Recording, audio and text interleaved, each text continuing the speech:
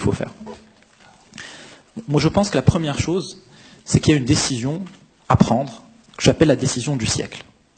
Je pense qu'il n'y a pas d'autre décision plus profonde, qui porte plus à conséquence que celle de dire on va attirer les meilleurs de leur génération vers l'enseignement à tous les niveaux, du primaire jusqu'au secondaire.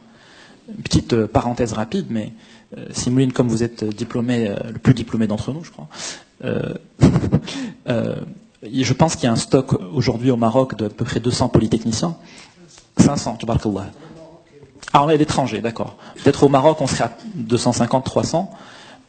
Combien, aujourd'hui, sont face à des enseignants, à des élèves, en train de leur enseigner leur savoir, leur maîtrise en mathématiques, en physique, etc. À votre avis? Zéro. Très bien. Voilà. Donc là, on a effectivement... Et lorsqu'on regarde vos camarades français, je pense 20% à 30% ont fait de la recherche ou de l'enseignement. Donc ça, c'est les statistiques qu'on a. Et quand on est diplômé de Harvard, par exemple, on est sur les mêmes taux d'enseignement. C'est-à-dire que en France, les meilleurs de leur génération font normal sup. Ils deviennent enseignants. Donc les meilleurs de leur génération, normalement, doivent aller vers l'enseignement. Quand ils sont extrêmement bons, c'est vers la recherche et le supérieur. Quand ils sont bons, c'est vers les métiers d'instituteur ou du secondaire. En Corée, à Singapour, en Finlande, le taux de sélection pour devenir instituteur, c'est le top 5% au bac. Ça c'est documenté, on le sait. En Corée c'est pareil, top 5% au bac. C'est-à-dire que c'est un niveau de sélectivité qui est égal à une grande école.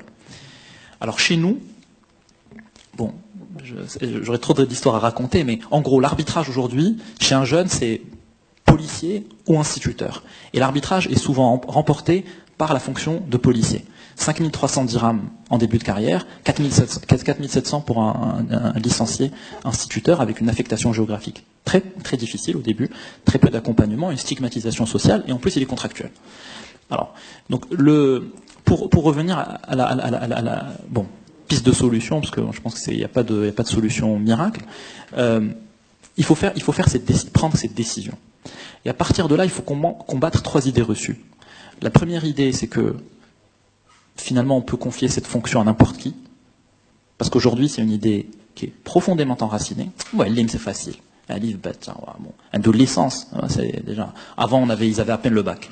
Donc ça, il faut tordre le cou à ce mythe-là, à cette idée reçue. Les enseignants sont des gens qui doivent être brillants. Il faut gérer les 24 000 qu'on a recrutés au mois d'août. Alors,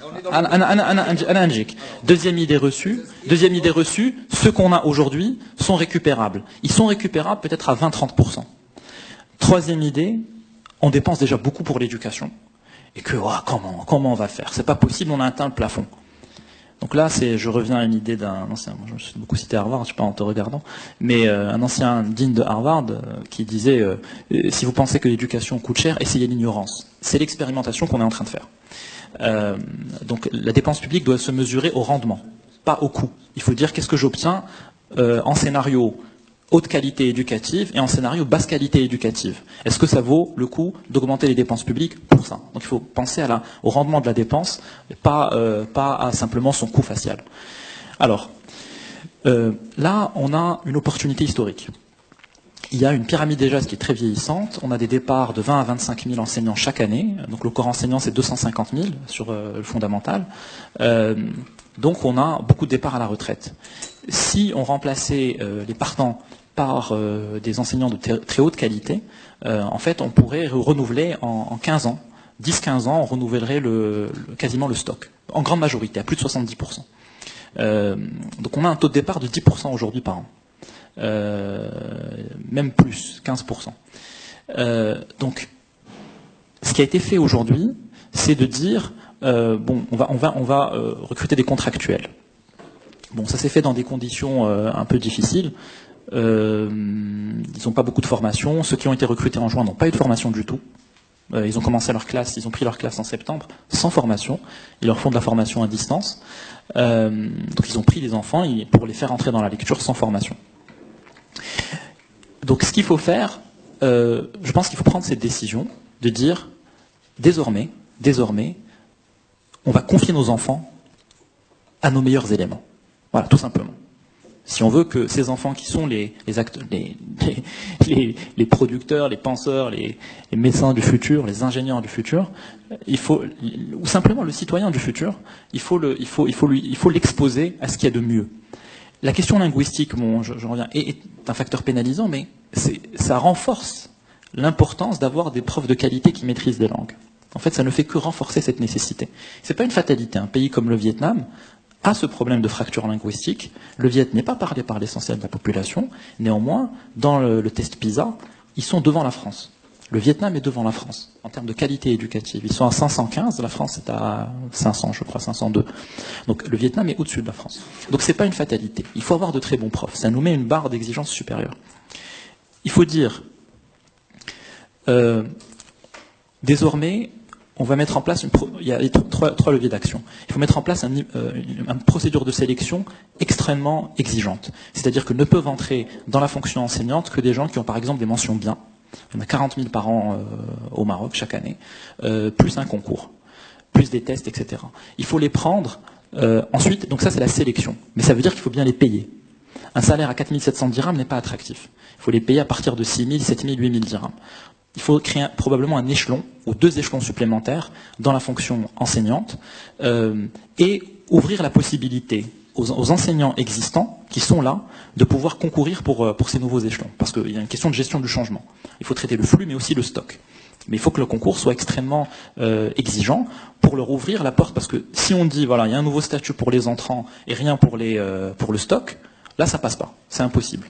Il faut ouvrir une porte pour le stock, pour leur dire, voilà, il y a un nouveau statut, enfin un nouvel échelon pour ne pas bousculer les choses, ou 2 nouveaux échelons, pour les enseignants existants. Si vous êtes au niveau, passez des concours, et vous aurez Tcharqiya Dialkon. Et là, vous serez super bien payé, avec un chemin de carrière extrêmement attractif. Donc le premier, c'est la sélection, la rémunération. Deuxièmement, il faut une formation. Il faut changer le modèle de formation. Aujourd'hui, on a un système de formation en centre, donc qui fonctionne plus ou moins bien. Donc aujourd'hui, pour être instituteur, il faut avoir une licence et passer 1 an en centre de formation, les CERMEF. Alors en fait, c'est pas ce qui se fait de mieux dans le monde en termes de comparatif. Les systèmes les plus efficaces, c'est des systèmes qui prennent les élèves après le bac, un peu comme en médecine. Et il faut penser à un système comme un résidenat de médecine, c'est ce qui existe dans les pays performants. Donc il faut les prendre après le bac pour une raison simple, c'est que si on les prend après la licence, l'enseignement devient un choix négatif. Il faut que ce soit un choix positif. Donc pour avoir les meilleurs, il faut les mettre dans un canal de métier de l'enseignement dès le bac, et pour ça il faut des facultés de sciences éducatives, où à la fois on va faire de l'enseignement théorique, et puis aussi on va les mettre en stage avec des profs très compétents dans les classes. Donc comme le résidenat en médecine, en fait le médecin apprend en regardant un maître. Et l'enseignement, c'est un métier. Donc il faut mettre au contact les élèves durablement avec un maître. Ensuite, finalement, il y a une question de gestion de carrière. En fait, il faut leur ouvrir des possibilités d'évolution qui sont sans limite. Si on veut avoir les meilleurs, ils ne vont pas se limiter. Aujourd'hui, un instituteur commence à 4 700, après il a Tcharqiya Loula, il est à 6 000, ensuite Tcharqiya Tchania, il finit sa carrière à 10 000 dirhams. C'est pas une perspective enthousiasmante pour un jeune qui est diplômé de l'ONCG ou là qui a des alternatives par ailleurs. Il faut qu'il y ait un parcours de carrière qui soit sans limite. Les meilleurs peuvent aller très loin, peuvent devenir professeurs d'université, agrégés, je sais pas, et créer des fonctions des filières spécialistes, des filières d'experts, où il y ait des possibilités d'évolution en fonction bien sûr de leur évaluation. Voilà. Tout ça va coûter en régime de croisière à peu près 2 points du PIB. Donc c'est ce que j'ai compté, donc à peu près 20 milliards de dirhams. Donc c'est ajouté 2 points, c'est un tiers à peu près de plus dans le budget d'éducation nationale. Donc c'est pas insurmontable, c'est une décision de réallocation très importante, significative à long terme. Donc ça commencerait pas parce que comme il y a donc les nouveaux venus, c'est mettons 20 000 par an, donc le temps de renouveler tout le stock, ça prendra disons 20 ans. Donc en régime de croisière, on est à 2 points de PIB. Si on veut offrir des salaires très intéressants. Donc par exemple 7 000 dirhams à l'entrée, avec une évolution importante. Et même j'ai inclus dans le calcul un système de bourse pour les étudiants stagiaires. L'idée c'est quasiment d'attirer avec une carotte financière. Vous êtes plutôt de choisir architecture, médecine, vous venez, on vous paye et vous enseignez. Vous faites du soutien scolaire, etc. Voilà. Il y a un problème faculté. Bon, ça, je n'ai pas le temps de discuter, mais aujourd'hui, on a 12 000 enseignants dans le supérieur, 13 000 enseignants dans le supérieur, 800 000 élèves. Donc il y a un enseignant pour 70 élèves. En France, ils sont à 1 pour 17 et crient au scandale. Voilà, pour vous dire. Voilà. Donc, bon. Voilà. Donc je pense que si vous avez des questions sur les détails, je suis prêt à répondre. Non, mais je pense que